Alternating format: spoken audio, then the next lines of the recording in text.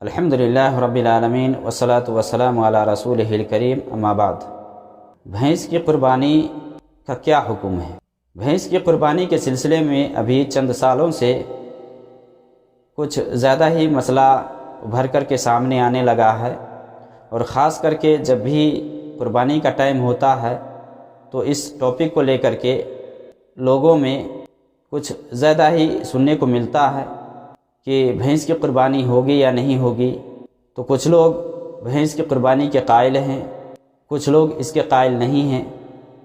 دیکھیے، یہ بات تو بالکل حق ہے کہ نبی صلی اللہ علیہ وسلم کے ٹائم میں، نبی صلی اللہ علیہ وسلم کے زمانے میں عرب میں بھینس نہیں پائی جاتی تھی۔ اس لیے آپ کہیں بھی دیکھیں گے تو بھینس کے سلسلے میں ایسا کہیں نص نہیں ملے گا۔ ہاں، جو لوگ جواز کے قائل ہیں اور جو عدم جواز کے قائل ہیں، دونوں ایک ہی آیت سے استدلال کرتے ہیں، بہیمۃ الانعام سے، کہ چوپائے کے حوالے سے جو قرآن میں آیا ہے اسی سے استدلال کرتے ہیں۔ تو اس سلسلے میں قرآن کریم میں اللہ رب العالمین نے سورہ حج میں بیان فرما دیا ہے۔ سورہ حج کی آیت نمبر 28 میں وَيَذْكُرُ اسْمَ اللَّهِ فِي أَيَّامٍ مَّعْلُومَاتٍ عَلَىٰ مَا رَزَقَهُم مِّن بَهِيمَةِ الْأَنْعَامِ فَكُلُوا مِنْهَا وَأَطْعِمُوا الْبَائِسَ الْفَقِيرَ، کہ ان مقررہ دنوں میں ان چوپایوں پر، ان جانوروں پر اللہ کا نام لو اور کھاؤ اور کھلاؤ، یعنی ذبح کر کے اللہ کے نام سے ذبح کرو، کھاؤ اور فقیروں کو کھلاؤ۔ اسی طرح سے سورہ حج کی آیت نمبر 34 میں اللہ رب العالمین نے فرمایا وَلِكُلِّ أُمَّةٍ جَعَلْنَا مَنسَكًا لِيَذْكُرُوا اسْمَ اللَّهِ عَلَىٰ مَا رَزَقَهُم مِّن بَهِيمَةِ الْأَنْعَامِ، کہ ہر امت کے لیے ہم نے ایک طریقہ مقرر کر دیا ہے تاکہ ان چوپایوں پر اللہ کا نام لے جو چوپائے اللہ رب العالمین نے دیے ہیں۔ یہ بہیمۃ الانعام کیا ہے؟ اس کی تفسیر میں جب ہم جائیں گے تو قرآن کریم کی دوسری صورت میں سورہ انعام میں اس کا ذکر آیا ہے کہ بہیمۃ الانعام یہ 8 قسم کے جانور ہیں، 8 قسم کے جانور ہیں، یعنی 8 ہے، ثمانیۃ ازواج کا لفظ اللہ رب العالمین نے ذکر کیا ہے قرآن میں۔ اس میں بکری ہے، بھیڑ ہے، اونٹ ہے، گائے ہے۔ ان سبوں کو جب ہم ڈبل کریں گے، یعنی نر و مادہ، مذکر مؤنث، تو یہ 8 بنتے ہیں، کل 8 بنتے ہیں۔ یعنی بکری ہے تو بکری کے ساتھ بکرا، اسی طرح بھیڑ ہے تو اس کا مرد ہو، اسی طرح گائے ہے، بیل ہے، اونٹ ہے، اونٹنی ہے، یہ کل ملا کر کے 8 ہوتے ہیں۔ اسی لیے بعض مفسرین نے یہ ذکر کیا ہے کہ بہیمۃ الانعام سے یہی 8 قسم کے جانور مراد ہیں،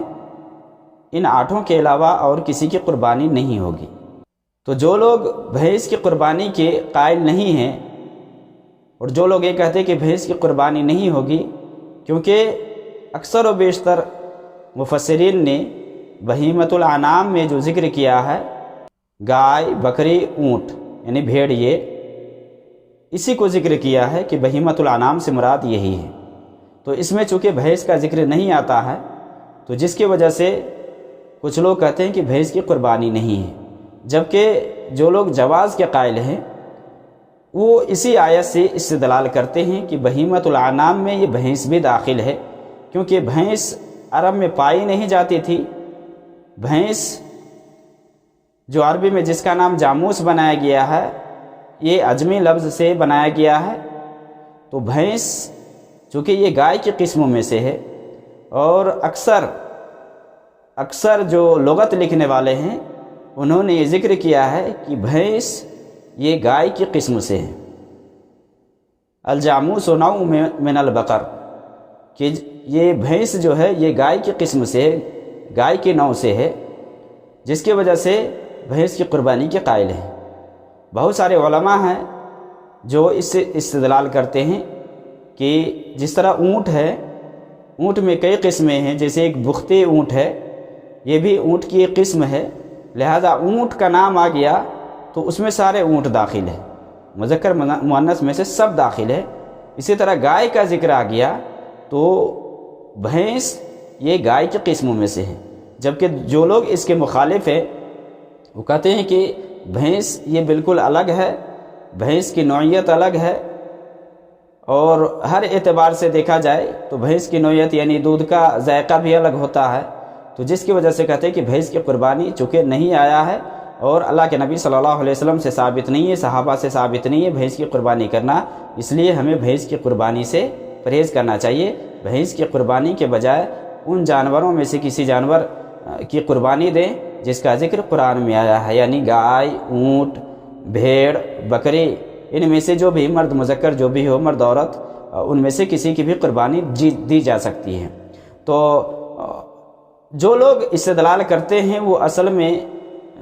اس سے استدلال کرتے ہیں بھینس کی قربانی کے حوالے سے کہ چونکہ اکثر لوگوں نے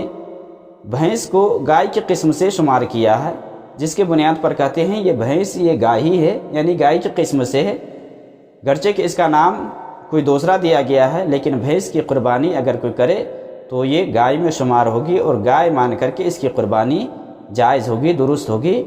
تو اس سلسلے میں یہی کہوں گا کہ اگر آپ مطمئن ہیں بھینس کی قربانی سے کہ بھینس واقعی حقیقت میں گائے کی قسموں سے ہے تو آپ کر لیں قربانی، لیکن جو لوگ مطمئن نہیں ہیں، جن کو اطمینان نہیں ہے، اور جو لوگ یہ ماننے کے لیے تیار نہیں ہیں کہ بھینس یہ گائے کی قسموں سے ہے، تو وہ انہی جانوروں کی قربانی کرے جس کا ذکر آیا ہے۔ لیکن حلال اور حرام کرنے کا حکم ہر ایک کو حاصل نہیں ہے، بہت سارے لوگ ڈائریکٹ کہتے کہ حرام ہے۔ دیکھیے یہ تو بالکل واضح ہے کہ بھینس کا لفظ نہیں آیا ہے، بھینس کا ذکر نہیں آیا ہے، نہ تو قرآن میں نہ حدیث میں کہ اس کی قربانی ہو، لیکن جو لوگ استدلال کرتے ہیں بہیمۃ الانعام سے استدلال کرتے ہیں، جو لوگ اس کو بہیمۃ الانعام میں شمار کرتے ہیں وہ لوگ اس کی قربانی کے قائل ہیں اور قربانی کرتے بھی ہیں، اور جو لوگ اس کے قائل نہیں ہیں وہ اس کی قربانی نہیں دیتے ہیں اور نہ اس کے جواز کے قائل ہیں وہ۔ لیکن ہمیں یہاں یہ دیکھنا ہے کہ دیکھیں بہت سارے لوگ حرام کہتے ہیں کہ حرام ہے، اور بہت سارے لوگ تو اس موقع سے خاص کر کے قربانی کا جب ٹائم آتا ہے تو بہت جوشیلے انداز میں بیان بھی دیتے ہیں کہ نہیں بھینس کی قربانی نہیں ہوگی، اور اگر کوئی کرتا ہے تو یہ جائز نہیں ہے۔ تو اس سلسلے میں آدمی کو نرمی برتنا چاہیے، کیونکہ بہت سارے علماء ہیں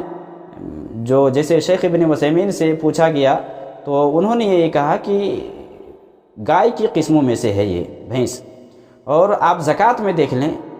کہ زکوٰۃ جب آپ بھینس کی دیتے ہیں تو کس حساب سے دیتے ہیں، آپ گائے پہ قیاس کرتے ہیں، اور اس پہ سب کا اجماع ہے، بلکہ بعض علماء نے تو یہ اجماع لکھا ہے امام ابن منذر وغیرہ کے حوالے سے کہ اس پر اجماع ہے کہ گائے کی قسموں میں سے یہ بھینس ہے، یعنی بھینس یہ گائے ہی میں سے ہے۔ ہاں اس کی شکل الگ ہے، حیت الگ ہے، یہ اور بات ہے، لیکن یہ گائے کی قسموں میں سے ہے۔ لیکن اس پر اجماع ہے کہ زکوٰۃ کے معاملے میں بھینس کی زکوٰۃ گائے کے حساب سے نکالی جاتی ہے اور دی جاتی ہے، کہ اگر کسی کے پاس بھینس ہے تو بھینس کی زکوٰۃ وہ کیسے نکالے گا؟ کیا اونٹ کا حساب لگائے گا؟ وہ نہیں، اونٹ کا حساب نہیں لگائے گا، تو گائے کے حساب سے اس کی زکوٰۃ نکالی جاتی ہے۔ تو اسی پر قیاس کرتے ہوئے جو لوگ یہ کہتے ہیں کہ نہیں بھینس کی قربانی ہو جاتی ہے اور جائز ہے، تو ان کو اگر اطمینان ہے تو وہ کرے، اور جن کو اطمینان نہیں ہے تو اس میں سختی برتنے کی ضرورت نہیں ہے۔ اللہ رب العالمین سے ہم خیر کی امید رکھتے ہیں، اللہ رب العالمین ہماری عبادتوں کو قبول فرمائے۔ وصلی اللہ علی النبی۔